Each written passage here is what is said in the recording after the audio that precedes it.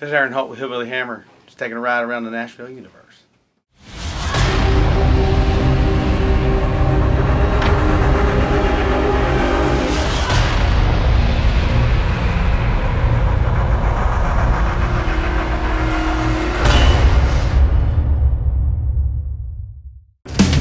Hey everybody, it's Juliette, and this is your news round the universe for this week. We are in downtown Nashville at the George Jones Museum. This is one of the newest additions to Music City. It's where fans and locals come to remember and honor the one and only, the possum. So we're glad you're with us. Starting off, we are jetting straight to Sin City. We are going to Vegas, baby. That's where the country music community invaded this past weekend, especially the stage at the ACM Party for a Cause. Miss Carrie Underwood, Dierks Bentley, and Kenny Chesney, just some of the stars that performed. The party supports ACM Lifting Lives, which has given more than $6 million to charitable organizations since 2008. For those of you that got the need for speed, guess what? I've got the plan for you. You are in luck. Colt Ford will be performing at Rockin' and Racin' at the Fairgrounds Speedway here in Nashville on April 8th. The evening begins with qualifying, followed by the ARCA CRA Super Series. It's going to be fun for the entire family. And not many people can pull off blue suede shoes. Elvis certainly did. The Country Music Hall of Fame and Museum will host a special discussion and performance to celebrate the 60th anniversary of Carl Perkins. He wrote that hit song. Naomi Judd is among the artists set to perform that afternoon. And recently, a new nonprofit hosted an event to help young artists right here in Nashville. Creative Collective Underground hosted a benefit show at the Basement last week. There were a series of acts, including Jillian Cardarelli and Gina Veneer. You may remember her from American Idol. Beginning this month, the settlement process officially begins to allow independent and major publishers to collect unclaimed royalties for certain music used on Spotify. The music streaming service struck a deal and is reportedly set to pay out an estimated $21 million to songwriters and publishers. And that'll do it for your news around the universe this week. Thanks for hanging out with us. Time now to meet Aaron Holt, aka Hillbilly Hammer. This guy recently made headlines here in Nashville because his drummer had a little bit of a mishap, we like to call it. He literally fell out of a window while performing at Roberts in downtown Nashville. He fell out of the window onto Broadway. Good thing he was not injured, but Hillbilly Hammer certainly has a story to tell now. Aaron Holt, aka Hillbilly Hammer, right? So you're from West Virginia. The name Hillbilly Hammer, where do the two cross and tie? Well,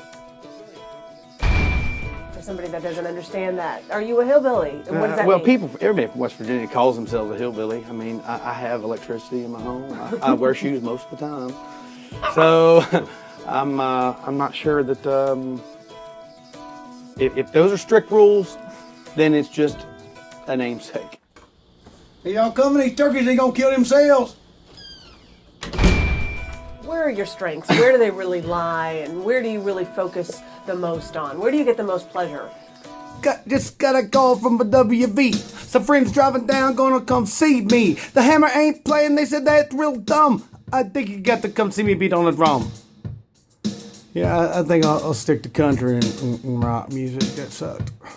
Well, see, I like playing drums for groove, for the feel that I create with Josh Bertrand and Troy Graves, those are the bass player and guitar player for Hillbilly Hammer. We started working on the road together when I first moved to town, and we can take any singer you can put up there and make a great little platform for them to do what they need to do. I enjoy playing drums for a groove, but I did it all because I'm a writer. I got a Merle crush. Hate to admit it, but my rambling fever ain't breaking soon. I want an old jukebox. I wanna crank it up. I think if they heard the hag, they forget all that new stuff.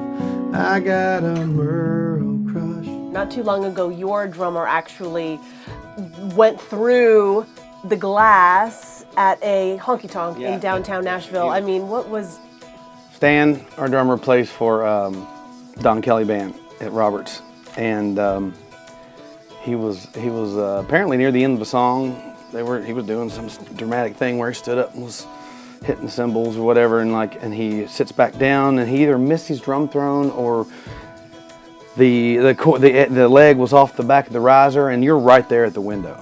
So Jack Daniels had nothing to do with this. No. But you came to Nashville to pursue music.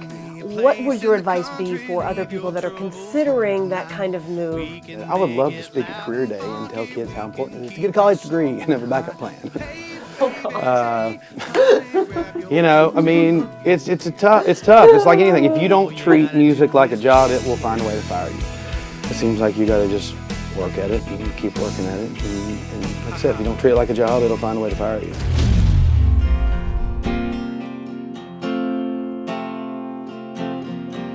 Those that have called you friend forever now hold back words of pity or shame. They treat you like they think they would want to be treated. Feels like the picture's in focus, but you're out of the frame. And there's no one at fault here. The blame and the praise, well, it all feels the same. My only rest lies in my moments of numbness. But there's nothing precious or pure about this pain. When you make someone your everything,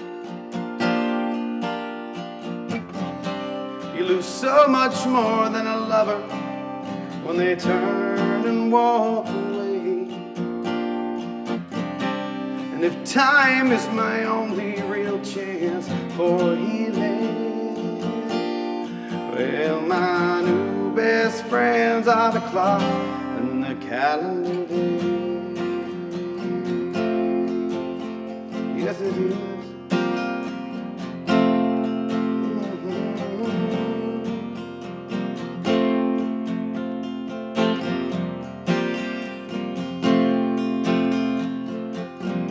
Whiskey seemed like such a good idea. After all the smiles went away,